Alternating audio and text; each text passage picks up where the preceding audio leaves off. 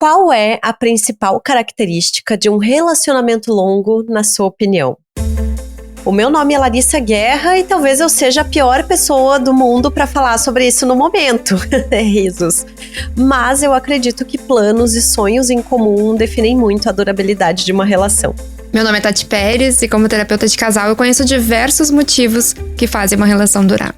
O meu nome é Marina Mels e para mim um relacionamento longo só se torna interessante quando a gente entende que vai se relacionar com muitas versões diferentes daquela pessoa e que aquela pessoa também vai se relacionar com muitas versões diferentes da gente. Como vocês sabem, nós estamos no nosso mês do fogo no rabo por aqui. Outubro é sempre dedicado a falar sobre intimidade, sexualidade, relacionamentos e hoje o nosso papo é sobre relações longas. Bem naquela linha do Globo Repórter, sabe? Do que se alimentam, onde vivem, por onde se reproduzem. E a gente chamou aqui a terapeuta de casais, Tati Pérez, pra gente entender como em 2025, nesse mundo maluco, é possível ter relações longas e saudáveis, se é que é possível. Boas-vindas ao Donas da Porra Toda. Donas da Porra Toda. Os casamentos estão, em média, durando menos no Brasil. E nem sou eu que tô falando isso, tá? É o IBGE em uma pesquisa que foi divulgada nesse ano com base em dados coletados em 2023.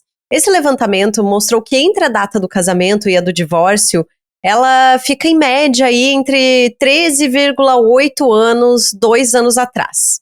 Em 2010, a média de tempo de uma relação entre casamento e divórcio era de 16 anos. Os divórcios também aumentaram, especialmente entre pessoas com mais de 40 anos.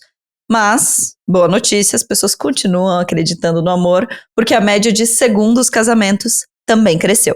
E não tinha como termos um mês dedicado à sexualidade e relacionamentos sem falar deles, esses casos cada vez mais excepcionais e raros de relacionamentos longos. Eles podem ser realmente felizes? Como isso acontece na prática? Para conversarmos sobre isso e sobre a gente, lógico, precisava de alguém que entende muito de relacionamentos e a gente está recebendo aqui de volta ao Donas a Tati Pérez, que é terapeuta de casal e ensina também outras terapeutas a trabalharem com relacionamentos. Tati, boas-vindas de novo. Se apresenta aí para quem ainda não te conhece. Obrigada, gente. É uma honra estar aqui de novo conversando com vocês. Adoro, né, o podcast, estou sempre acompanhando. E fico muito feliz com o convite. E para quem não me conhece, então meu nome é Tati Pérez, eu sou psicóloga, terapeuta de casal. E através do ser terapeuta de casal, eu levo conhecimento sobre terapia de casal para o público em geral e também ensino psicólogas a atenderem casais. Eu costumo dizer que a minha missão é ajudar os casais a encontrarem a sua forma de se relacionar, de viver com saúde, independente qual ela seja. E que através do ser terapeuta de casal e dos cursos, eu também levo essa missão para outras profissionais. E para além, né, da questão profissional, eu tenho um relacionamento de 20 anos já, estou com o Henrique desde os meus 17, então entendo um pouquinho de relacionamento longo. E brinco que eu sou a humana de 2 bulldogs, que não sou eu que tenho os cachorros, eles é que me têm, no fim das contas. Perfeita. Antes de mais nada, vamos só tirar esse elefante da sala e deixar claro que a gente vai conversar aqui, por conta das nossas vivências, das nossas experiências, sobre relacionamentos heterossexuais, porque é da onde a gente fala, mas que eu tenho certeza que muita coisa que a gente vai falar aqui também vai ser aplicável a relacionamentos homoafetivos. Para começar, Tati, vamos lá. Como é que os casais estão aparecendo na clínica? Assim, quais são os desafios contemporâneos desses relacionamentos longos que não apareciam até pouco tempo atrás? Bom, cada vez mais os casais, eles buscam a terapia antes das bombas estourarem, né? Isso é ótimo, isso é lindo. Isso com a pandemia levou essa preocupação, né? Acho que de forma geral a pandemia abriu esse cuidado para a saúde mental e isso também se estendeu aos casais. Então, hoje cada vez mais os casais chegam na clínica sem estar naquele último suspiro, né? Sem estar naquela última tentativa, que era algo que acontecia muito anteriormente. Então, hoje, diversas questões levam os casais, né? É muito difícil pensar algo principal, pontual. Em geral, muitos casais buscam com a fala, estamos com problema de comunicação. Nosso problema é na comunicação. Mas, no fundo, quando eles trazem isso, é que eles não sabem dizer exatamente o que está acontecendo. Eles só sabem que eles não estão se entendendo. E aí vem essa queixa da comunicação e também queixas de conexão sexual, algumas queixas ali de faltas que as pessoas sentem. E elas vêm pra terapia com essa busca, assim, olha, a gente não sabe o que tá acontecendo, as coisas estão mudando, a gente sente essas faltas, mas é um pouco, às vezes, até difícil de nomear e entender, né, o processo, porque realmente para cada casal vai ser único. Bom, eu sou a pessoa que menos vai ter lugar de fala hoje nesse episódio, mas eu queria entender também pelo lado do que faz, então, Tati? Quais são os fatores que tornam esses casais possíveis? Assim, o que é primordial num relacionamento longo? Certo. E independente do tempo de relacionamento que as pessoas têm, acho que é muito importante a gente pensar sobre esse processo. Então, mesmo que tu não te sinta, né, Lari, representada de alguma maneira aqui, é importante a gente sempre pensar sobre relacionamentos no sentido do que é essencial pra mim, quais são as minhas necessidades, o que eu busco numa relação. E isso tem tudo a ver com a relação longa, né, de longo prazo. Porque a longo prazo, como vocês bem pontuaram no início do podcast, a gente vai mudando. E não só individualmente nós mudamos no caminho, como também o nosso parceiro, a nossa parceira vai estar mudando ao longo do caminho e a vida vai estar mudando. Porque às vezes a gente pode até ser as mesmas pessoas ou ter mudado muito pouco, mas o caminho faz com que o envelhecimento, as situações da vida, né, para quem tem filhos, quem não tem filhos, questões profissionais. Então a mudança, esse é o único ponto que a gente tem certeza que vai acontecer, né, ao longo do tempo de um relacionamento que a gente fica bastante tempo. E aí, esse processo de mudança, ele faz com que a gente precise de manutenção no relacionamento. É muito comum a gente ter aquela ideia de que a gente vai se apaixonar, vai viver felizes para sempre, né, porque as histórias sempre acabam no momento auge da paixão dos relacionamentos, quando a gente vê filmes, séries, princesas da Disney, então nem se fala, né? Sempre acaba no ponto auge. E não tem o depois, a gente não acompanha essa manutenção. E essa manutenção é necessária. As pessoas têm essa ilusão, muitas vezes, de que, bom, a gente se encontrou dessa forma, começou a viver dessa forma e vai vivendo. Só que esse vai vivendo, tem muitas mudanças no caminho, a gente precisa também ter atenção a essas mudanças e acompanhando essas mudanças e observando, conversando e se expondo, né? Porque é necessário também muita confiança no outro, segurança para colocar aquilo que sente, aquilo que precisa, né? E ter essa troca, essa conexão, esse encontro entre o casal, independente também do tempo que a gente tá, mas quanto mais tempo num relacionamento, é importante que a gente se sinta seguro, né? Para continuar ali e fazer essa manutenção. Então, já meu lugar de fala nesse episódio está dado, visto que estou num relacionamento com a mesma pessoa há 15 anos. E eu perguntei, antes da gente começar aqui a gravar, eu perguntei pro Bruno o que ele achava que fazia com que a gente estivesse num relacionamento há 15 anos. E ele me respondeu 3 coisas que acho que fazem muito sentido e fazem sentido pra mim também, e talvez essa seja uma grande questão, a gente olhar para um relacionamento e ver coisas que fazem sentido. A primeira coisa que ele me falou foi querer. E parece uma coisa muito besta, assim, muito, sei lá, até superficial.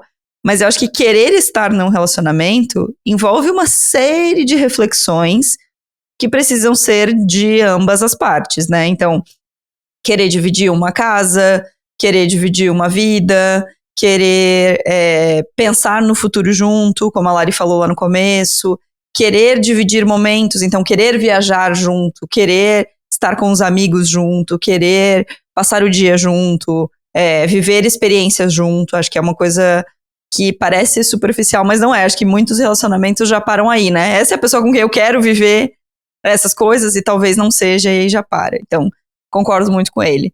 A segunda coisa foi conversa, e acho que a Tati já trouxe aqui, que acho que é uma reclamação de muitos casais, né, de não conseguirem conversar ou de ter assuntos proibidos, né, ou fragilidades proibidas.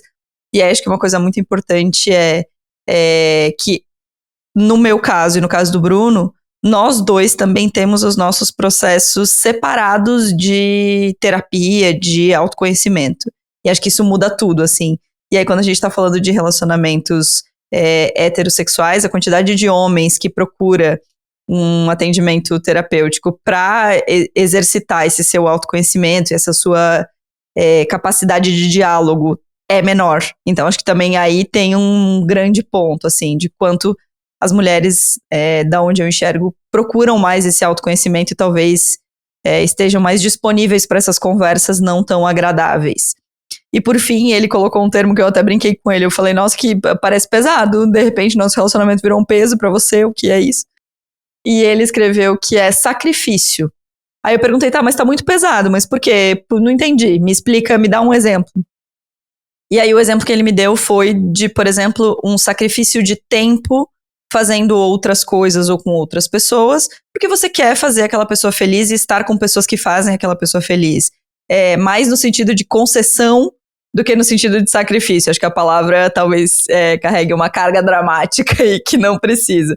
Mas acho que também tem isso, e talvez seja uma outra coisa muito difícil de se alcançar, que é um equilíbrio de concessões, né? Eu vou conceder aqui, vou abrir mão disso que eu gostaria de estar fazendo, ou desse destino de viagem, ou desse qualquer coisa desse sentido, para que a gente consiga realizar o teu sonho, o teu desejo, o teu objetivo, e depois a gente vai fazer o que for importante para mim, que também é importante, porque também tem uma coisa de, eu acho que um momento em que a gente vive um culto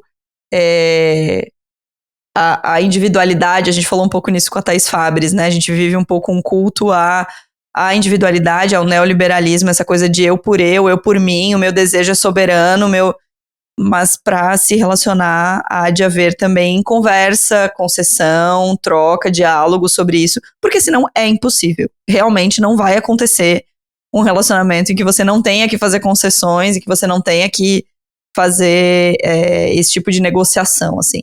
Então, trouxe uma participação do Bruno junto com a minha pra falar do que faz sentido pra gente. Foi perfeita. Essa participação é perfeita, porque fala justamente de muito dessa questão do relacionamento, né? O querer, ele é base e realmente às vezes a gente esquece isso. É muito comum as pessoas esquecerem que estar no relacionamento é escolha. Até quando a gente pensa, por exemplo, no número de divórcios que hoje tem, porque aumentou o número de divórcios e tudo mais, as pessoas elas têm cada vez mais percebido que é escolha estar num relacionamento, né? E principalmente quando a gente pensa em pessoas acima de 40 anos, que talvez no passado se tinha muita ideia, e algumas pessoas vão ter essa ideia também, tá tudo certo, enfim, cada um tem as suas crenças, mas de que, bom, depois que a gente casa, a gente não separa, né? Não pode mais separar. E hoje as pessoas conseguem entender que estar num relacionamento amoroso, afetivo, sexual é uma escolha, não é uma obrigação. E a ideia é que esse relacionamento ele possa fazer a minha vida melhor, né? E o relacionamento a longo prazo é ter a consciência de que todo dia eu escolho aquela pessoa. Então esse querer que o Bruno traz é muito isso. Todo dia eu estou escolhendo ficar naquele relacionamento. Com todas as dificuldades, com as alegrias, porque não vai ser sempre maravilhoso, mesmo as pessoas que têm excelentes relacionamentos, não vai ser todo dia bom, tem dias que vão ser mais difíceis, assim como a gente individualmente tem, né, esse processo. E o autoconhecimento, ele vai ser fundamental para isso, porque às vezes a gente fica numa relação sem entender direito por que a gente tá nela. E esse processo da gente entender, bom, o que me faz estar aqui ainda, o que me faz escolher estar aqui todos os dias, é algo básico, né, porque senão a gente acaba... A gente vê muitas pessoas que ficam em relações por questões externas, por pressões, por ideias, né? E não por realmente fazer sentido estar ali. Então, esse querer, que é base e parece bobo a gente pensar, é algo que muitas vezes as pessoas não pensam. O que me faz escolher estar aqui e continuar aqui todos os dias, né?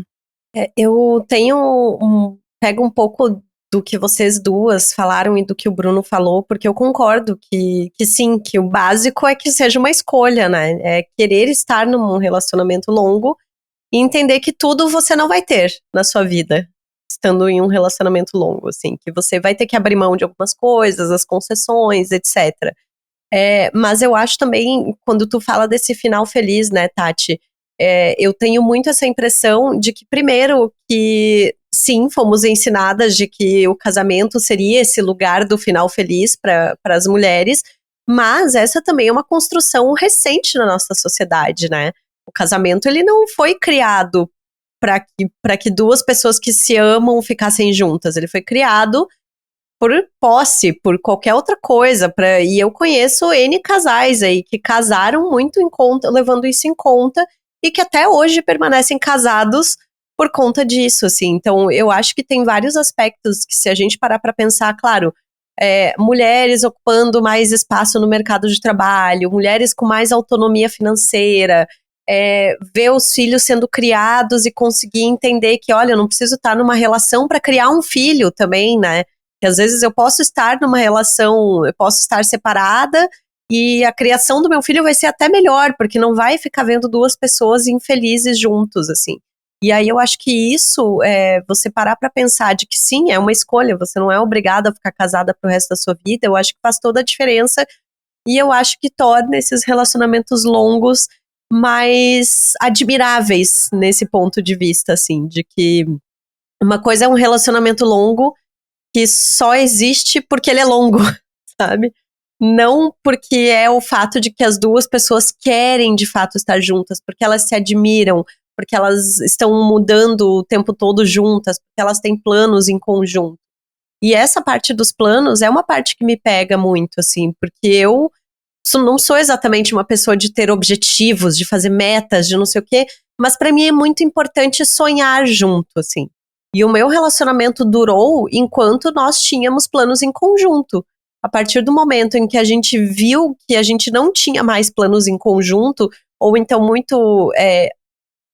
puxando também pelo fato de que às vezes eu sentia de que eu era essa pessoa que estava o tempo inteiro planejando pelo casal, aí essa relação deixou de fazer sentido pra mim, sabe?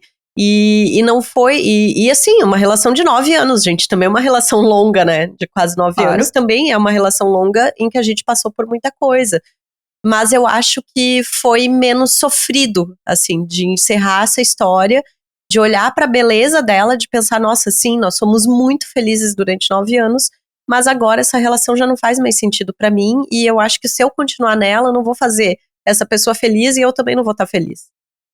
Sabe? Eu acho que vem um pouco por aí, assim. Faz muito sentido isso que tu traz, Lari. E tem um ponto que eu sempre levo aos casais, que é assim, relacionamento é negociação. E aí parece estranho às vezes, né? É negociação, contrato, essas coisas, né? Mas na verdade, o casal, ele tem constantemente acordos ali no dia a dia, desde quem vai levar as crianças na escola, quem vai buscar, quem vai fazer o almoço, quem vai lavar a louça, que horas que um vai tomar banho, que horas o outro vai tomar banho, vamos tomar banho juntos, enfim, como que é o dia a dia ali, ele é cheio de micro negociações que a gente não percebe, né? E que talvez sejam essas micro concessões no meio do caminho também, porque às vezes a gente não quer fazer exatamente daquele jeito, mas o dia do outro tá atrapalhado e aí a gente vai ali pra ajudar, pra contribuir, enfim. Então, o relacionamento tem o tempo todo essas negociações, né, diárias, mas também tem a questão de ter o que a gente poderia pensar como um alinhamento mesmo, né? O acordos alinhados de, bom, o que eu quero, o que o outro quer, e como o que a gente quer individualmente também pode gerar uma conexão entre o casal. Porque às vezes a gente pode ter sonhos diferentes, não tem problema nenhum. A questão é a gente entender o que faz sentido para aquelas pessoas que estão juntas. Porque eu posso ter os meus planos, ele ter os outros planos, mas a gente tá alinhado ali naquilo que a gente quer como casal, né? E não ter... Uma coisa que eu vejo, às vezes, nos relacionamentos, que é muita a ideia de temos que estar sempre no mesmo lugar e sempre querendo as mesmas coisas. E isso é muito difícil na vida, porque somos duas pessoas inteiras que escolhem estar numa relação e cada uma vai ter o seu processo, vai ter o seu desenvolvimento. E a relação a longo prazo, ela exige isso também, essa compreensão de que estar ali naquela relação daqui a pouco, estar em lugares diferentes, com desejos diferentes e poder negociar, né? Então, por exemplo, eu sou uma pessoa que eu sempre tive muita vontade de viajar, conhecer o mundo, empreender. E eu lembro que logo que eu comecei a empreender e estar no marketing digital e tal, o meu marido chegou pra mim e disse assim, olha só, esse mundo aí não é pra mim. Não cria a expectativa de que eu vou entrar nesse mundo, porque não é pra mim. Eu sou aquele cara CLT, que eu gosto de ter um horário pra começar a trabalhar, um horário pra sair. Então, assim, vai, né, cresce, faz tua empresa, mas não me pede pra trabalhar contigo, porque não vai dar bom, assim, porque não faz sentido pra mim. E pra mim, ok, tudo bem. E ao mesmo tempo eu já ouvi muitas vezes pessoas ao longo desse tempo cobrando e questionando, mas como assim? Ele não vai trabalhar contigo? Tu não vai colocar ele a trabalhar contigo? Vocês não vão trabalhar juntos? Ah, não, porque tu é muito ambiciosa, ele não é tanto. E eu sempre digo, gente, pra mim, pra ele tá ótimo, tá tudo certo, a gente tá alinhado nisso, né? Se pra vocês isso seria ruim, enfim, não se relacione com alguém que não vai ter essa diferença. Mas pra gente tá tudo bem. E até um outro ponto que eu falo pras pessoas e pros casais muitas vezes é isso. A diferença por si só não é o problema, a diferença entre um casal. O problema é como essas diferenças impactam na nossa relação, né? O que a gente faz com essas diferenças? A gente consegue crescer na diferença ou a gente usa essas diferenças pra entrar numa competição ou daqui a pouco, sem perceber, estabelecer uma relação de poder num relacionamento? Então, é muito amplo pensar na relação a longo prazo, mas é porque não vai ter uma resposta única que vai servir para todo mundo. Talvez a resposta única que sirva para todo mundo é pare e reflita o que faz sentido para você. E se você tem aquilo que faz sentido no seu relacionamento, e se não tem, vai lá, conversa, alinha, porque relacionamento é alinhamento constante. Você falou das microdecisões, das microcoisas, né? Das várias microcoisas. Teve um estudo da Universidade de Harvard que diz que o segredo das relações longas é composto de gestos simples no dia a dia. Como? Escutar com atenção, agradecer e pequenos atos de cuidado diário. E acho que quando a gente fala de relacionamento longo, esse cenário grandão é importante, né? Os nossos sonhos, as nossas metas. Você trouxe a questão dos filhos, acho que é um alinhamento que precisa ser feito muito cedo, assim, e que tem implicações várias, né, durante a vida, enfim. Decisões grandes, né? Macro coisas. E aí esse estudo traz o micro, né? Que é isso que você estava falando, é a micronegociação, é o micro, a microconcessão, é essa construção de dia a dia, assim. Você falou dessa coisa da ambição de trabalho e de uma diferença entre vocês. Eu e o Bruno temos uma diferença que os nossos amigos já conhecem bem, que é eu amo multidão e ele detesta. Então, assim, tá tudo bem, pra gente tá tudo bem. Só que também tem uma coisa que aconteceu no meio do caminho, que é um quase ajuste de expectativa que foi muito importante. Que foi, muitas vezes eu criava a expectativa de que ele fosse comigo a um show, num estádio, de que ele fosse comigo a alguns lugares. E em alguns momentos ele de fato foi e tá tudo certo. Mas eu não crio mais essa expectativa. E aí se eu não crio mais essa expectativa, eu também não me frustro mais. E acho que vice-versa, assim, sabe? Ele também tem mais consciência de que eu gosto de ir a esses lugares. E ele não vai porque ele não quer. E é uma opção dele. E tá tudo certo. Então, acho que talvez os macro temas sejam muito importantes, mas esse estudo e, assim, essas coisas que você trouxe até agora e no relacionamento que eu vivo, tem muito disso, assim, das pequenas coisas serem tão ou mais, às vezes, importantes do que as grandes, né? Com certeza, porque se a gente for parar pra pensar, a nossa vida, ela acontece no micro, ela não acontece no macro.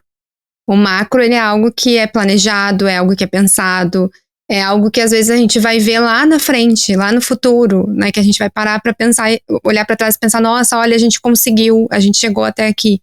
Mas a vida em si, ela acontece ali no dia a dia, né? Nesse contato diário, nessa sensação gostosa do dia a dia, né? De dividir o dia a dia com alguém que te dá essa sensação positiva, assim. Um dos pontos, né, que alguns estudos falam também sobre o relacionamento a longo prazo é a questão de se divertir. O casal que se diverte juntos, que tá ali, e às vezes, gente, a diversão é boba, né? É muito comum a gente ver casais com brincadeiras até meio infantilizadas, né? E na psicologia a gente traz um pouco isso do quanto o casal que tem, às vezes, essas brincadeiras é porque realmente existe uma conexão ali que eles se permitem ser bobos, se permitem ser infantilizados um com o outro, porque é essa diversão diária, esse contato diário, esse ser feliz no micro, né? Estar juntos no micro, porque é o micro que faz a vida. E esse exemplo que tu trouxe, teu e do Bruno, é excelente desse processo de aceitação que estar numa relação a longo prazo exige, porque quando a gente começa um relacionamento, a gente tá naquela fase da paixão, a gente se relaciona com alguém que é idealizado. Aquela pessoa que a gente conhece é totalmente idealizada. E quando a paixão vai, né, se desfazendo, assim, que o nosso cérebro vai voltando ao normal, porque literalmente quando nós estamos apaixonados, o nosso cérebro ele entra num outro modo de funcionamento, a gente vai começando a enxergar a pessoa como ela é. E aí é que a gente vai fazer a escolha, né? Ok, quero continuar com essa pessoa, ela sendo dessa forma ou não. E com o tempo, tem coisas que às vezes elas são pequenos defeitos ou que geram conflitos, né? E são questões que a gente enxerga no outro que com o tempo a gente percebe que não vão mudar. que é da pessoa, que é uma característica da pessoa, que aquela pessoa é dessa forma. E se eu não consigo aceitar aquela maneira da pessoa ser, eu posso escolher passar a vida inteira brigando pra ela ser de um jeito que ela não é. Então eu poderia, né, nesse exemplo que tu traz, vocês poderiam passar a vida inteira brigando por causa de shows e de festas e quem vai, não vai, etc. E vocês também podem escolher aceitar um jeito do outro e negociar. De vez em quando não ele abrir vai, mão, né? E não vai. E não abrir mão nem de uma coisa nem de outra, né? Exato. E ter a expectativa dosada, porque às vezes a pessoa consegue aceitar que não vá, mas quando vai, quer que a pessoa super se divirta, seja super feliz, e às vezes não vai acontecer. Eu até vou contigo, mas eu vou chegar lá e eu vou estar desconfortável, eu vou estar meio fechado. Né? É entender o outro também e também não depender que a reação do outro faça com que eu me sinta bem em algo que pra mim é importante. Então, eu gosto de multidão, eu gosto de show. Aí eu vou levar a pessoa que não gosta. Aí vai chegar lá, ela vai ficar com a cara fechada, a cara amarrada. Aí vai estragar a minha festa. Às vezes a gente escuta muito isso, assim, estragou a vibe. Por que estragou a vibe? Se tu gosta, se tu tá curtindo, porque, né, o outro tá ali com outro motivo, com outra intenção, enfim. É todo esse processo, né, que também inclui essa aceitação, que eu falo que é uma aceitação positiva, e não uma aceitação de se resignar. Eu não gosto disso e vou ser desse jeito por causa do outro. Não. É uma aceitação positiva também negociada e alinhada, né, entre o casal. Eu gosto muito do termo que esse estudo da Universidade de Harvard cunhou para esses pequenos gestos cotidianos e todas essas coisinhas que acabam compondo do micro, que compõe uma relação, que é a amabilidade do cotidiano. E aí eu fiquei pensando muito que, na verdade, eu acho que essa amabilidade do cotidiano, ela deveria existir em todas as relações, não é só num relacionamento longo, sabe? E aí, como mulher que está solteira, agora fazendo 1 ano, né, eu percebo muito isso, assim, de às vezes você sai com uma pessoa e a pessoa estranha o fato de você ser carinhosa, de você ser gentil com ela, de você tratar bem, de você dizer, olha, sei lá, quer tomar um café, quer, sabe, você tá na minha casa, aquela coisa. Então, eu acho que as pessoas perderam um pouco o hábito, assim, dessa amabilidade, e quando alguém age dessa forma com outra pessoa, a pessoa já acha estranho, sabe, já acha, ai meu Deus, está emocionada, assim, sabe. E aí eu já queria pegar o gancho pra te perguntar, Tati, se você acha que começar hoje um relacionamento que vai ser longo é possível, assim. E se existe essa coisa de colocar como meta, assim, tipo, não, eu estou aqui, sei lá, nos aplicativos, mas eu estou procurando um relacionamento longo, sabe? Porque pra mim não existe, pra mim é uma consequência, assim, sabe? Sim, acho que não tem garantias, né? Não vai ter uma garantia de que ter isso bem alinhado desde o início vai gerar um relacionamento longo. Esse é um ponto. E, na verdade, nenhum relacionamento tem garantias. A verdade é essa, assim, sinto dizer pra todo mundo, né? Não se preocupe, nada está sob controle. A relação pode ter... vocês podem ter anos de relacionamento e pode, do nada, acontecer algo que faça com que alguém, né, termine o relacionamento. E, às vezes, nem precisa ter nada grave, nada demais, né? Porque, às vezes, as pessoas têm essa lógica também, enfim. Mas não temos controle. A Brené Brown, quando ela fala de vulnerabilidade, ela fala que a relação amorosa, ela é uma das relações mais vulneráveis, em que a gente se coloca mais vulnerável na vida, porque amar o outro é saber o que eu sinto pelo outro. Estar ali na relação, né, e entender é uma escolha minha diária. É eu me colocando ali. E sentindo, e de certa forma, confiando, sentindo essa segurança que o outro também é recíproco, que também tá ali, né, com essa mesma... que estamos nos amando, né? Só que eu não tenho um termômetro pro amor. Eu não tenho como saber, o outro me ama tanto quanto eu amo, né? E pode ser que se esse termômetro existisse, fosse um problema, porque tem dias que a gente ama mais, tem dias que a gente ama menos, tem dia que a gente tá super apaixonado, tem dias que a gente não quer ver a cara da pessoa, né? Quem tá numa relação longa sabe como é isso, assim, né? Esse é um ponto também que é fazendo um parênteses, né? Esse é um ponto importante para quem tem relações longas. A gente, com o tempo, vai se conhecendo. E a gente não só se conhecendo individualmente, como conhecendo o outro, a gente consegue pontuar mais um pro outro, assim, hoje eu não tô boa, né? Ou a própria pessoa dizer, nossa, hoje tu não tá boa. E tu, em vez de ficar braba de, não, como assim? Tu vai dizer, realmente, hoje eu não tô boa. Então, né, não mexe muito comigo, que hoje não tá legal e tal, de ter essa troca entre o casal, de poder se colocar. E aí, pensando hoje, né, é possível começar uma relação que será longa? Eu acredito que sim, é óbvio que é possível. Infelizmente, talvez a gente tenha muitas pessoas que evitam o contato, evitam a aproximação, porque se sentem ameaçadas numa relação, acham que o relacionamento vai ameaçar a sua autonomia, mas todo relacionamento, ele precisa de segurança e precisa de autonomia. E como nós damos segurança num relacionamento? Através do diálogo, através dos acordos, através das conversas, através de tô contigo, né? Estamos juntos nessa. Estamos juntos nessa construção.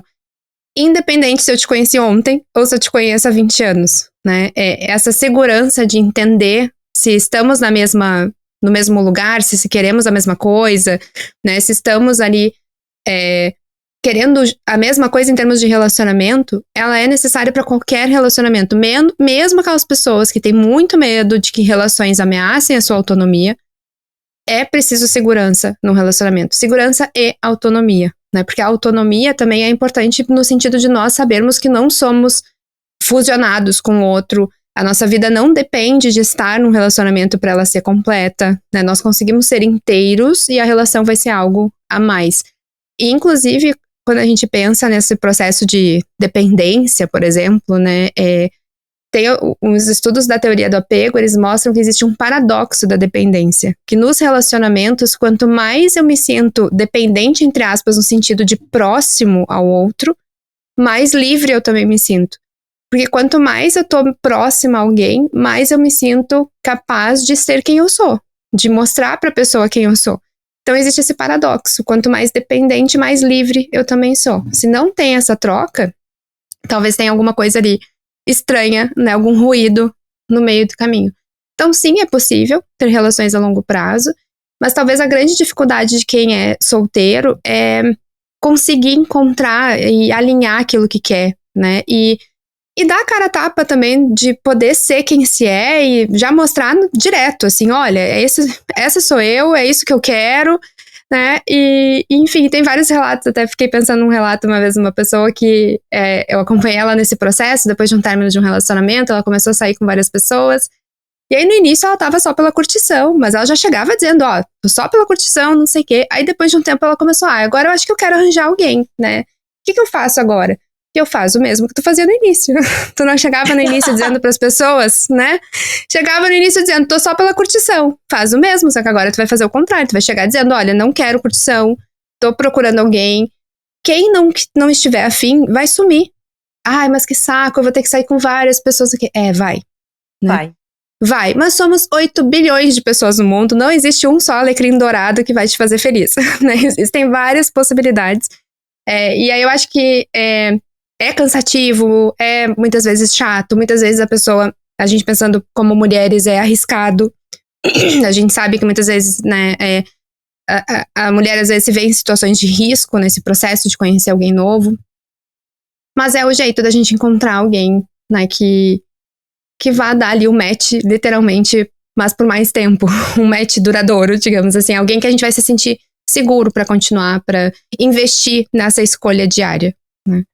Eu acho que tem uma coisa quando a gente fala de inícios de relacionamento agora, não é a minha realidade, tô aqui muito usando vozes na minha cabeça e meus ouvidos de escuta de amigas, assim.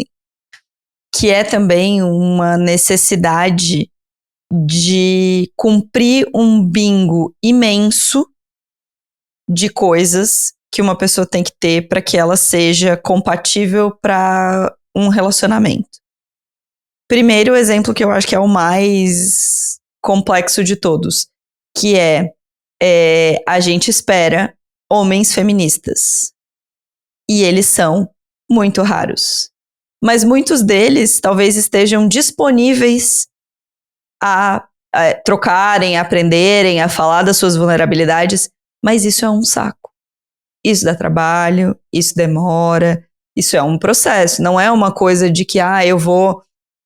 Assim, eu não conheço talvez ninguém do meu círculo que tenha começado a se relacionar que seja heterossexual e tenha começado a se relacionar com um homem e não foi tendo que fazer quase uma uma intervenção e dizendo, olha só, essas tarefas domésticas aqui, olha só, a forma como você fala desse jeito não é legal, olha só, as minhas amizades têm sim a mesma importância que você tem, e isso não é um problema, isso não é uma questão.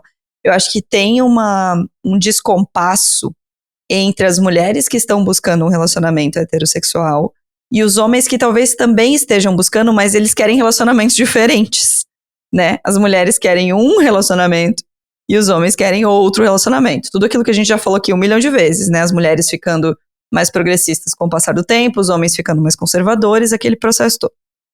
Então, usei esse exemplo para dizer que eu acho que dá para começar um relacionamento. Eu tenho amigos que começaram recentemente relacionamentos que eu vejo muita possibilidade de que durem um tempo legal para que esse relacionamento amadureça e traga frutos para ambos. Mas eu sinto que é cada vez mais difícil nesse lugar, assim, de que tem uma expectativa sobre os relacionamentos que tem muito tempo, como se a pessoa quisesse chegar estando nesse ponto de cumplicidade, conversa, acordo, desejo, concessão, franqueza, conhecimento do outro, conhecimento de si, expectativas alinhadas, já. E isso é uma construção. Obviamente que não quer dizer que a pessoa tem que abrir mão de ser feliz no meio do caminho, que ela tem que se sacrificar e buscar, demorar o tempo que tiver que demorar para que isso aconteça. Mas eu também acho que tem uma expectativa muito alta em relacionamentos que estão começando agora, sabe? Não sei se eu me fiz entender. Sim, dessa expectativa de já conseguir preencher os critérios, né? Tu começou trazendo esse ponto. Se a gente for pensar no feminismo e nessa expectativa de um homem feminista, no fundo, o que a gente está dizendo é uma expectativa de um homem que compreenda algumas questões, que tenha um letramento de gênero, talvez, ou que compreenda que tem questões que são humanas e que não são de mulheres ou de homens, né? Tem se falado muito sobre a questão da expressão do adulto funcional, né? Homens que sejam adultos funcionais, porque afinal de contas, né, são adultos e a gente vive numa sociedade ainda muito machista, que ainda traz essa educação. Eu tenho a esperança de que no futuro os homens, né, já sejam menos machistas porque tenham uma educação mais feminista. Mas é que, às vezes, é até interessante do uso do termo. Assim, quando a gente fala de homens feministas, quando a gente fala, né, do esperar um homem feminista, é entender o que eu espero. Eu espero um homem que me respeite, eu espero um homem que divida as tarefas comigo, eu espero um homem que não ache que ele está me ajudando, que ele assuma essa responsabilidade, eu espero um homem que seja funcional, que quando a gente precise, sei lá, se ele precise cozinhar, que ele saiba cozinhar e que não seja uma pessoa que nem entra na cozinha, né, enfim. Então são expectativas que a gente tem sobre o relacionamento. O que eu quero numa relação, isso é base quando a gente é solteiro. E quanto mais, aqui a gente volta pro ponto do autoconhecimento, quanto mais eu tenho clareza do que eu busco, mais fácil vai ser para nesse início, quando eu tô começando a conhecer a pessoa, eu já consegui fazer um filtro, né? Eu nunca esqueço essa pessoa que, enfim, tô contando histórias que ela me autoriza a contar, é claro, né? Que ela teve um momento que ela conheceu um cara e que no primeiro date o cara já foi super desrespeitoso, ficou falando coisas do trabalho, acordou ela de madrugada pra mandar ela embora. E aí ela, eu tô pensando e tal, se eu vejo ele de novo ou não. E eu, gente, claro que não. Oi? Então, limites, não é assim também, gatinha. Maluca. E ela, porque é que eu tô muito carente e tal, não sei o que. Eu sei, mas assim, tem vários, né, pra te tratar desse jeito, tem vários. Então não precisa ficar insistindo, né? Porque às vezes também a pessoa, sei lá, tem uma coisa que ela gosta da pessoa, digamos assim, o sexo é maravilhoso. E aí ela abre, né, mas é que o sexo foi muito bom, então eu vou ir cedendo o resto, eu vou ir com o tempo ajustando. E aí a gente precisa ter esse limite, assim, de entender onde é que tá o meu red flag, né, onde é que tá o meu alerta vermelho de não, isso aqui eu não aceito de jeito nenhum. E o processo, eu acho, do quanto a pessoa está aberta a dialogar, aberta a compreender e principalmente aberta a mudar. Eu costumo dizer que o melhor pedido de desculpas é a mudança de comportamento. Não adianta tu chegar, conversar com a pessoa, explicar, dar uma aula de gênero, de adulto funcional, de questões, né, feministas, a pessoa dizer que entende, que vai se esforçar, que vai tentar mudar, e aí acontece de novo no dia seguinte, e de novo no outro dia, e de novo no outro dia. E aí tu te vê tendo que falar todo dia a mesma coisa, a pessoa dizendo que entende, mas não muda. Então, quando a pessoa quer, aí a gente volta até, né, pra frase do Bruno lá no início, que é o querer. Querer estar no relacionamento é também estar aberto a ouvir a necessidade do outro, a buscar entender a forma do outro e enxergar o mundo. E entender que aquilo que o outro me pede, muitas vezes, não é um pedido, por exemplo, no sentido, vamos dividir as tarefas da casa. E daqui a pouco a pessoa é, né, totalmente machista, tipo, não, isso é coisa de mulher, não sei o quê. Não, mas peraí, deixa eu tentar entender. Por que ela tá me pedindo isso? Porque ela tá se sentindo sobrecarregada. Então, de repente, se eu dividir a tarefa com ela vai ficar menos sobrecarregada e no fim da noite, quando eu quiser transar, ela vai estar mais à vontade, ela vai ter mais vontade, porque afinal de contas ela não tá com aquele peso, com aquela sobrecarga. E aqui um exemplo bem, né, de um recorte, assim, de gênero que existe, mas é essa compreensão do ganha-ganha. Entender que não existe ganha-perde no relacionamento. Se eu exijo que a outra pessoa faça algo que ela não quer e que vai ser cansativo, que vai ser doloroso pra ela e que ela vai se sentir perdendo naquela relação, os dois saem perdendo. Não existe alguém ganhar e o outro perder na relação. Se os dois não ganham, os dois perdem.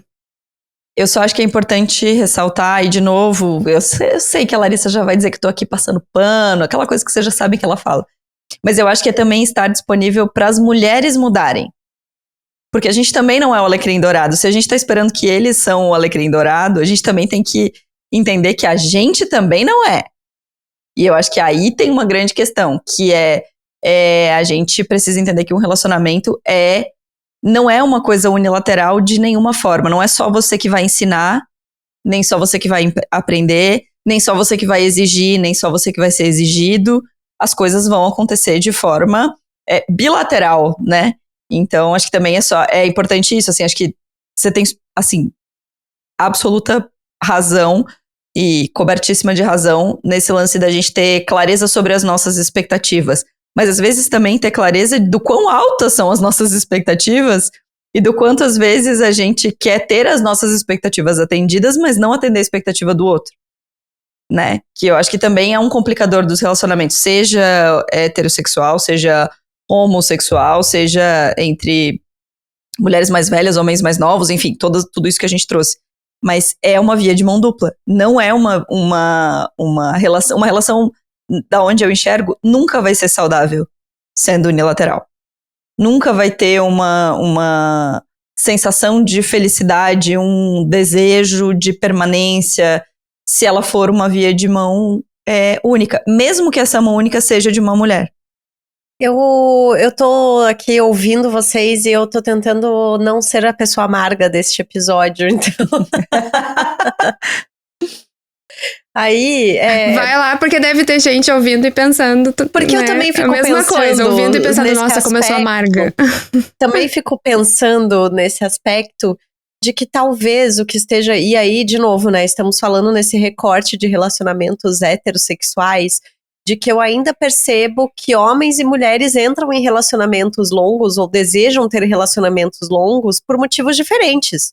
Assim. Totalmente. Eu ainda vejo que mulheres entram porque elas querem o amor da vida delas, porque elas querem ter um parceiro para a vida, porque elas querem construir sonhos e planos conjuntos, etc., enquanto o homem quer uma mulher para resolver os problemas dele em casa, sabe? Então, eu sei, Marina vira o olho e tal, mas, gente, ainda é muito comum, sabe? Ainda Não, é muito eu concordo. comum, gente que fica casado porque quer que a mulher seja a mãe dos filhos dele, assim, sabe? Super. E aí, o resto de coisa que ele vai fazer na rua, sabe? São outros 500. Então, eu acho que tem um pouco disso. Desculpa o meu momento de desabafo, Larissa Guerra sendo amarga, tá? Mas, não, assim, tá eu brinco que esse ano o tarô falou que eu não ia namorar. Então, eu não beijo na boca. Essa é uma piada interna aqui do Donas, né, gente? Ai, pelo amor de Deus. Agora, um ano depois da separação, posso dizer que eu beijo na boca, sim. Não apenas beijo na boca, como faço outras coisas. Mas, enfim. E aí, eu queria puxar, pra gente encaminhar pro final, pra uma coisa da qual falam que tem muito pouco nos relacionamentos longos, que é o sexo. Queria saber como fica a sexualidade nessas conversas nos relacionamentos longos que tu acompanha, como é que... Porque pra mim, por exemplo, o sexo é fundamental em qualquer relação, seja curta, seja longa, né? Não abro mão da sexualidade, de exercer essa sexualidade com o meu parceiro. Como é que funciona isso nos casais que tu vê, no que tu tem observado em clínica? Quando a gente pensa no sexo, a gente tem que pensar na questão da manutenção também, como a gente falou no início, né? O relacionamento a longo prazo, ele demanda manutenção em todas as áreas. E a vida sexual é uma delas, porque no início do relacionamento, na paixão, é algo muito espontâneo a conexão sexual. E também porque no início a gente não mora juntos, a gente não tem os BO do dia a dia juntos, né? A gente geralmente vai se encontrar para estar juntos. Quando tu começa um relacionamento que tu ainda não mora com a pessoa, quando tu vai marcar pra ver ela no fim de semana, viajar, passar um tempo junto, sair pra jantar, tu tem essa intenção e essa presença muitas vezes. Eu estou indo para um date com a pessoa que eu estou conhecendo, né? Eu estou indo para aquele momento com a pessoa. E numa relação a longo prazo, o que muitas vezes acontece, de forma geral, não só pensando na relação sexual, é que a gente é engolido pelo dia a dia, né? O cronograma engole os casais. Tem muitos casais em terapia que eu literalmente construo um cronograma com eles. Assim, a gente vai pra agenda, segunda, terça, quarta, quinta, sexta, sábado, domingo, manhã, tarde, noite, pra gente enxergar onde tá o espaço pra relação no dia a dia. Porque às vezes não tem espaço, gente. E é a realidade, né? Quando a gente tá conhecendo alguém, a gente se esforça para. Quando a gente não tá numa relação ali que é garantida, de certa forma, que a relação a longo prazo tem essa sensação que é muito gostosa, de, bom, eu sei que a pessoa vai estar aqui, ela não vai me abandonar. Dá essa sensação de eu não preciso me esforçar tanto, quanto no início de um relacionamento, que eu vou ter que literalmente cancelar um compromisso para poder estar com aquela pessoa, ou eu vou ter que me esforçar para sair mais cedo do trabalho para me encontrar com aquela pessoa.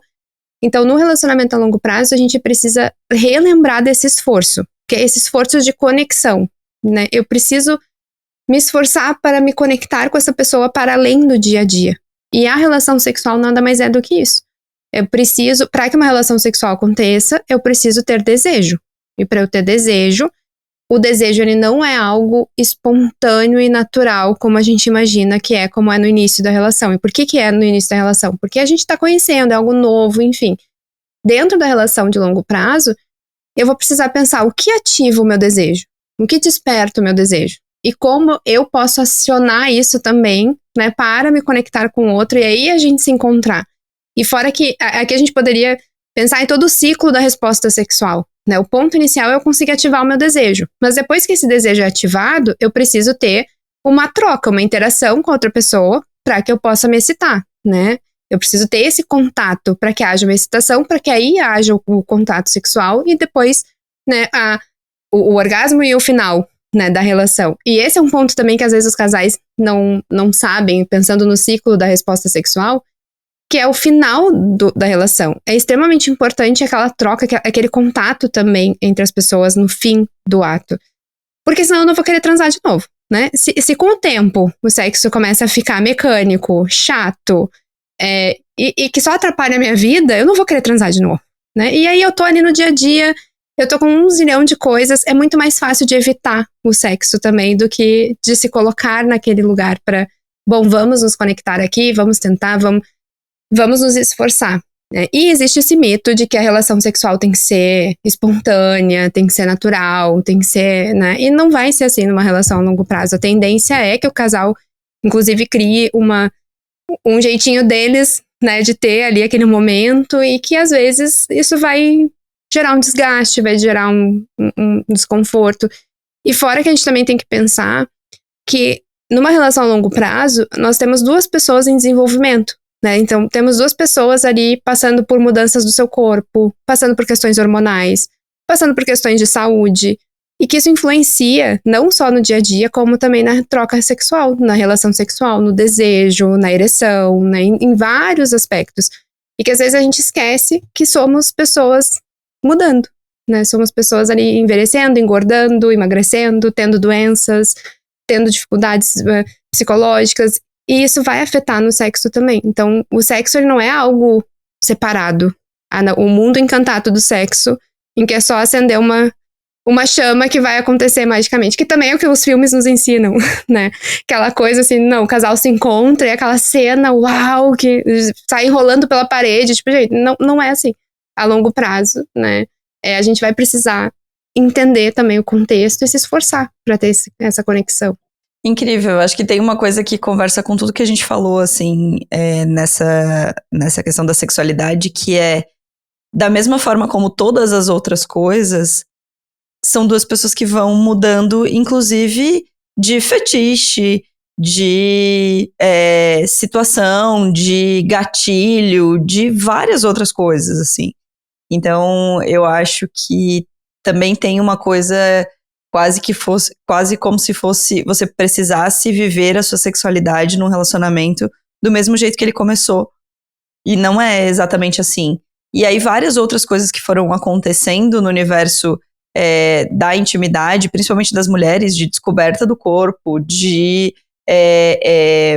outras formas de ter prazer, da redução da necessidade da penetração, de várias outras coisas que foram tornando a vida das pessoas que estão num relacionamento longo, a vida sexual das pessoas que estão num relacionamento longo, menos monótona, e eu acho que menos também estereotipada, sabe aquela coisa assim então, se tu tá num relacionamento longo, então tu já sabe exatamente como é que é, chatão, aquela coisa meio por obrigação, meio, sabe, tem um estigma, assim, né, tem uma coisa de que necessariamente num relacionamento longo o sexo fica chato. E, assim, não me parece ser verdade em momento nenhum do meu relacionamento, e acho que dos relacionamentos longos próximos à minha vida também. Até porque se a gente for pensar, né, na lógica de que num relacionamento longo, saudável, em que a gente tem uma boa conexão, em que a gente tem uma boa relação ali, que a gente tem uma boa troca, em que a gente pode ser vulnerável, a tendência é justamente o contrário, que o sexo com o tempo ele também se torne mais gostoso, porque o casal vai com o tempo conseguindo também se expor mais. A relação sexual é uma relação em que a gente está muito vulnerável, em que a gente acessa questões, né, da nossa vulnerabilidade. E se eu não me sinto bem com o outro, também é difícil de falar pro outro, né? É difícil de fazer essa troca com o outro, até essa negociação. E aí aqui eu não tô falando só de abrir relacionamento, ou de negociar, de ter relações com outras pessoas ou grandes fantasias. Não, às vezes é de poder dizer pro outro, olha só, eu não gosto de tal posição me dá dor. Ou eu preciso, né, me masturbar para poder ter orgasmo, que se é masturbação eu não consigo, só com sexo com penetração não rola. E o outro também estar aberto a ouvir isso e também se conectar com o teu desejo, se conectar com a tua forma de sentir prazer, sem se sentir ofendido, sem se sentir atacado, né? Entender que não é algo muito individual. E é curioso a gente pensar o sexo é algo individual, porque as pessoas geralmente pensam no sexo como o outro me dando prazer. E a troca sexual, ela precisa ser eu entendendo o que me dá prazer, eu sou responsável pelo meu prazer, mas eu tô ali em conexão com o outro para que a gente possa ter prazer juntos. Mas a responsabilidade do meu prazer não tem que ser do outro, ela é minha. Eu preciso descobrir, eu preciso entender. E aí aqui a gente entra num outro aspecto que daria, acho que um outro episódio, né, do podcast, que é justamente o quanto a nossa educação sexual no Brasil, ela ainda é muito limitada e as pessoas não têm dificuldade de se conectarem consigo mesmas, né, dentro da sexualidade delas, conseguirem entender o que me dá prazer, o que não me dá prazer, o que eu gosto, o que eu não gosto, né, acaba ficando muito nessa conexão com o outro, e relações heterossexuais ainda mais porque vem aquele peso de o homem precisa de sexo e a mulher não, e não é bem assim, isso é um mito, né, o desejo sexual, ele ele é igual para os seres humanos, assim, né, ele não, óbvio, tem várias questões que, de novo, daria um outro tema, mas o que eu quero dizer é que existe esse mito de que o homem tem mais necessidade de sexo que a mulher e que isso não é verdade, né? Nesse sentido, não é verdade e a gente precisa... o que acaba acontecendo é que é tão reproduzido essa ideia de que o homem precisa e de que a mulher tem que ceder, no sentido até de se obrigar a transar, que se eu sou uma mulher que eu me obrigo a transar com alguém, a tendência é que eu não queira transar. Porque se eu tô me obrigando, eu não vou gostar. E se eu não gostar, eu não vou querer fazer de novo. A gente não gosta de fazer coisas que a gente não quer fazer de novo, coisas que a gente não gosta, né? Ninguém gosta de comer um prato com um sabor nojento e vai lá e come de novo, tipo, todos os dias porque tu é obrigada a comer. Não, né? Isso, inclusive, gera asco da situação e isso também acaba gerando um problema dos relacionamentos. Então, a gente pode pensar que sim, a vida sexual ela também é um ponto de atenção pra gente observar a saúde do relacionamento. Porque não adianta ter um relacionamento aparentemente perfeito e que ali, naquele ponto, a gente se sente obrigado, ou se sente submissa, enfim. São vários parênteses que abririam, né? Um tema para um próximo episódio, fica a dica. Então vem aí, antes do próximo episódio, vamos pro Mesa de Bar, então.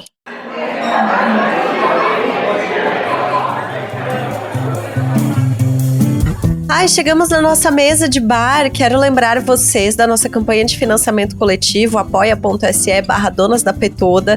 Hoje, no dia que está indo ao ar esse episódio, a gente tem encontro do nosso Clube do Livro, junto com a Stephanie do Pós-Fácil Podcast e as nossas apoiadoras, que têm acesso exclusivo pro clubinho, que tá lindo esse mês, porque esse livro realmente, assim, eu reli, né, pro clube, e assim, foi o mesmo arrebatamento que eu tive quando eu li esse livro pela primeira vez, sei lá, 3 anos atrás, eu tive de novo, assim, eu não queria fazer mais Qual é o livro? Conte qual é o livro. Água Fresca para as Flores, da Valérie Perrin. E é isso, eu não queria fazer mais nada da minha vida a não ser ler essa história, porque ela é muito bonita mesmo. Eu acho que vai ser um baita encontro. Exatamente, estou ansiosa, estou muito feliz por ela. Quero lembrar também que esta é a última semana para votar no Donas no prêmio MPB, o prêmio que vai escolher os melhores podcasts no Brasil. Nós estamos concorrendo na categoria Relacionamento. É a última semana, vai só até dia 26. Semana que vem é meu aniversário, então se você tá ouvindo esse episódio, você tem a obrigação moral de ir lá votar na gente para me dar esse presente, tá? Então vai lá e vota premiompb.com.br na categoria Relacionamento. E quero lembrar também da nossa lojinha. A nossa lojinha está com todos os itens repostos. Então tem boné boca de sacola, tem boné Calada Vence, tem o Donas da Porra Toda, tem nossa vela de bunda maravilhosa, nossa vela fogo no rabo. Tem um monte de coisas legais lá. Então, se você tá com vontade de dar um presente pra alguém, se você quer se auto-presentear, se você quer começar esse verão colorida e cheia de coisas do Donas, tá lá na Enxame Colaborativo. O link tá na bio, tá na descrição desse episódio, na bio lá do @Donas da Petoda também. Ó, a Larissa com a pochete, hein? Pochete Uso Donas da Petoda está on demais. Eu amo. Tati, conta pras pessoas como é que elas te encontram nas redes sociais, como é que pode te chamar pra conversar, e aí a gente quer também 2 dicas sobre alguma coisa aí que você tá lendo, vendo, ouvindo, que você quer compartilhar com as nossas ouvintes. Tá bem, quem quiser conhecer mais o meu trabalho pode me encontrar em Ser Terapeuta de Casal, S-E-R, ser, né, de ser humano, Ser Terapeuta de Casal, ou só buscar por Tati Pérez, Terapeuta de Casal, que encontra também, tanto no Instagram, no YouTube, na internet, enfim, é só procurar por Ser Terapeuta de Casal. E eu quero deixar uma dica de um exercício que é bem simples para os relacionamentos, que parece simples, mas às vezes não é, na verdade, né? Que é a técnica do beijo de 6 segundos, que ela foi desenvolvida pelo Instituto Gottman, que é um instituto de psicologia que acompanhou diversos casais a longo prazo. Eles, inclusive, tinham um apartamento em que eles observavam a interação dos casais. E aí, eles, nesses estudos, eles pontuaram o que um casal, né, que tem uma boa conexão utiliza, o que o casal que não tem uma boa conexão utiliza. E ao observar, eles perceberam que existe essa técnica do beijo de 6 segundos, que é literalmente todos os dias a gente parar 6 segundos para dar um beijinho no outro. É dar esse selinho de 6 segundos. E por que 6 segundos? Para ter aquele momento de intenção, de presença, de conexão. E 6 segundos é o tempo mínimo para ter essa conexão, né, do casal. Porque senão a gente também entra naquele beijo automático, né? O selinho que tu nem lembra que beijou e tudo mais. E essa é uma técnica. Quem tá ouvindo esse podcast daqui a pouco pensa assim, mas eu tô num momento no meu relacionamento que eu não consigo nem beijar outra pessoa. Não tem problema, pode ser o abraço de 6 segundos. Não precisa se obrigar a beijar se tu tá num momento ali que tu não consegue, que tu tem, né? Enfim, tem tantas questões. Pode ser um abraço de 6 segundos. Mas a técnica é poder ser intencional, né? Vocês poderem olhar um pro outro e falar, vamos dar o abraço de 6 segundos, vamos parar tudo e nos abraçar agora, ou dar o beijo agora. Porque 6 segundos, a vida é corrida, mas 6 segundos dá. 6 segundos dá. A gente consegue. É difícil às vezes, mas dá. Então fica essa dica. E quem quiser entender um pouco mais sobre essa técnica, no site terapeutadecasal.com.br Vocês encontram as profissionais que eu acompanho na minha supervisão e que estão disponíveis para atendimento. Quem precisar, né, de terapia de casal, encontra elas lá. E também tem um blog lá em que eu explico sobre essa técnica e tenho diversos outros textos sobre relacionamentos e como melhorar suas relações, né? Várias dicas para as relações que vocês encontram por lá também. Então essa é a minha dica de hoje. Eu vou roubar no jogo, porque ela colocou um livro muito bom lá no roteiro e vou te pedir pra indicar também, porque a gente vai te deixar, a gente vai te incentivar esse roubo, porque esse livro é muito bom e tem que ser indicado. Vai lá. Ah, também. Que é o livro Sexo no Cativeiro, da Esther Perel, né? Ele é um livro que, na verdade, vocês podem até procurar por Esther Perel, TED, tem os TED Talks dela, que são maravilhosos. A Esther Perel, acho que é a terapeuta de casal mais famosa do mundo hoje. E esse livro Sexo no Cativeiro, ele é muito bom, porque ele fala justamente sobre como manter a chama sexual numa relação a longo prazo. E o livro, ele fala de todas as questões, assim, cada capítulo traz um tema muito importante, falando sobre a vida sexual, mas no fundo falando sobre a relação de longo prazo, esse dia a dia, essa conexão. Então ele é um livro muito bom também para quem está numa relação a longo prazo e daqui a pouco sente, né, que tá com alguma dificuldade na vida sexual ou que não tá conseguindo estar tão alinhado. Esse livro também é muito bom. Eu vou recomendar 2 episódios de podcast. Um deles eu até já comentei no nosso grupo de apoiadoras, que eu ouvi dias atrás, que é o Manual Impossível da Traição, do Vibes em Análise. Eles fazem uma longa discussão, assim, sobre traição, o que é, afinal de contas, por que a gente dá tanto peso maior para traição da relação sexual com outra pessoa, quando também existem outros tipos de traição. Por que trair é mais fácil, é mais difícil? Enfim, é uma conversa assim.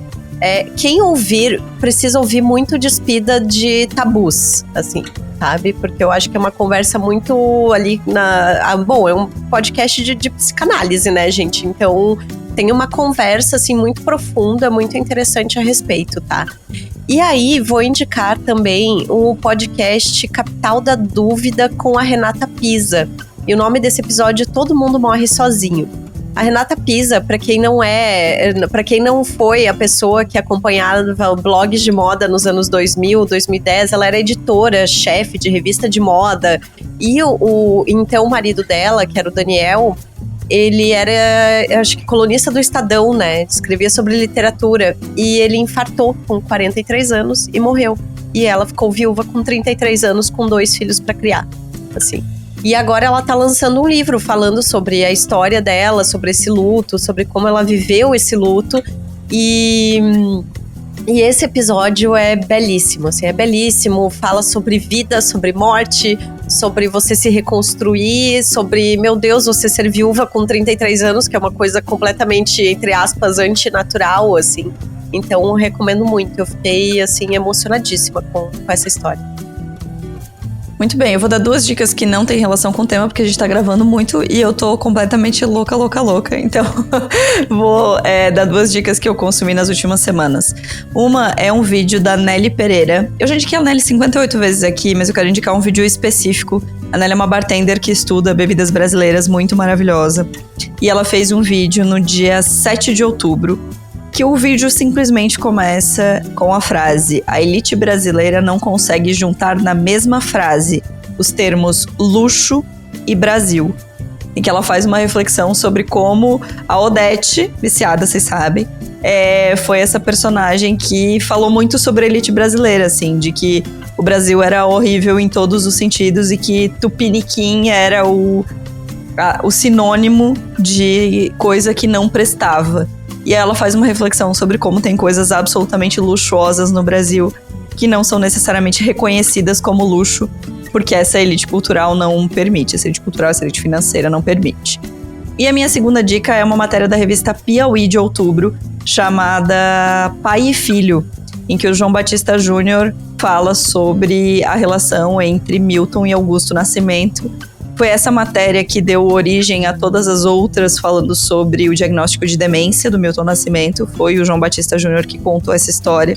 E a matéria é belíssima, porque ela tem várias reflexões sobre estigmas, inclusive dessa relação de paternidade, de o que é um filho, e de uma coisa que a gente falou muito aqui o tempo inteiro, que é do querer nos relacionamentos. O que é um pai que queria muito ter um filho e o que é um filho que queria muito ter um pai, assim. Então é uma matéria belíssima, um texto primoroso, como quase todos do João Batista Júnior.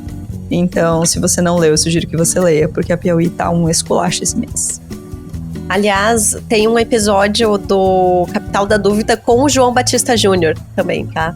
Falando sobre fazer perguntas. É muito bom esse episódio. E é isso. Roubei também. Não tem problema. Tati, muitíssimo obrigada por estar aqui com a gente de novo. É sempre um prazer te receber. Eu gosto que a Tati, ela traz serenidade pras nossas loucuras, entendeu? Traz, a gente fica aqui... Quem ouve os outros episódios, assim, nós estamos numa energia caótica. A Tati vem, assim, a gente tá serena, a gente tá plena, tranquila.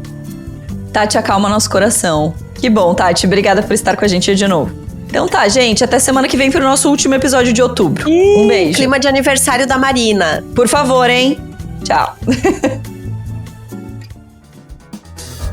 O Donas da Porra Toda é uma produção independente. Produção, roteiro e apresentação, Larissa Guerra e Marina Mels. Edição e tratamento de áudio, Bruno Stolf. Mais informações no site www.donasdapetoda.com.br ou nas redes sociais no @donasdapetoda.